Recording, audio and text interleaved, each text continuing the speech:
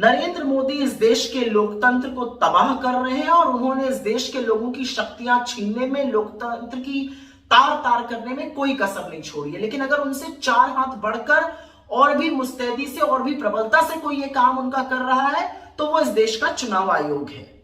आज चुनाव आयोग ने राज्य चुनाव आयोग अधिकारियों को लिखकर निर्देशित किया कि चुनाव संबंधित वीडियो या फोटोग्राफ्स 45 दिन बाद डिलीट किए जा सकते हैं। मतलब 45 दिन तक अगर किसी चुनाव में याचिका दायर ना हो तो चुनाव संबंधित जो वीडियोस हैं, जो फोटोग्राफ्स हैं, जो जांच में काम आ सकते हैं, उनको रिकॉर्ड से ही डिलीट किया जा सकता है। अभी तक नियम ये था कि वो 1 साल तक रखे जा सकते थे, जिससे लोकतंत्र में अगर कोई सवाल उठे तो ये सारी चीजें सबूत के तौर पर जांच में काम आ सके। आपको याद ही होगा दिसंबर में कैसे आनन फानन में चुनाव आयोग और कानून मंत्रालय ने मिलकर आपसे एक बहुत बड़ी शक्ति छीनी थी। इन लोगों ने मिलकर चुनाव के नियम ही बदल दिए थे।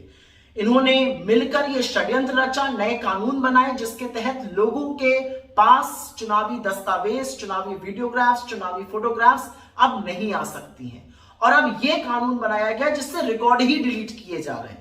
नरेंद्र मोदी इस देश के लोकतंत्र का जनाजा निकालने में कोई कसर नहीं छोड़ रहे हैं, पूरी बेशर्मी से, पूरी मुस्तैदी से निकाल रहे हैं। लेकिन अगर कोई उनसे 4 हाथ आगे बढ़कर इस पाप को कारगर कर रहा है तो वो इस देश का चुनाव आयोग है।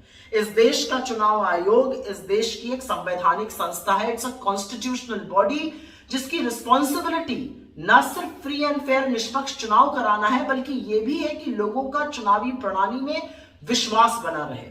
इन दोनों कामों को चुनाव आयोग ने पूरी तरह से तिलांजलि दे दी है।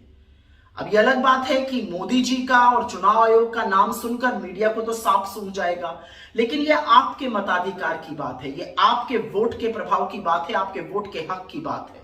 मूक दर्शक मत बने रहिए, इसका विरोध करिए, हमारे साथ अपनी आवाज को मिलाइए, क्योंकि इस देश में अगर फ्री और फेयर इलेक्शन नहीं होंगे, अगर लोकतंत्र में लोगों से हर तरह की शक्ति चुनावों में छीन ली जाएगी तो लोकतंत्र होने का मतलब क्या है।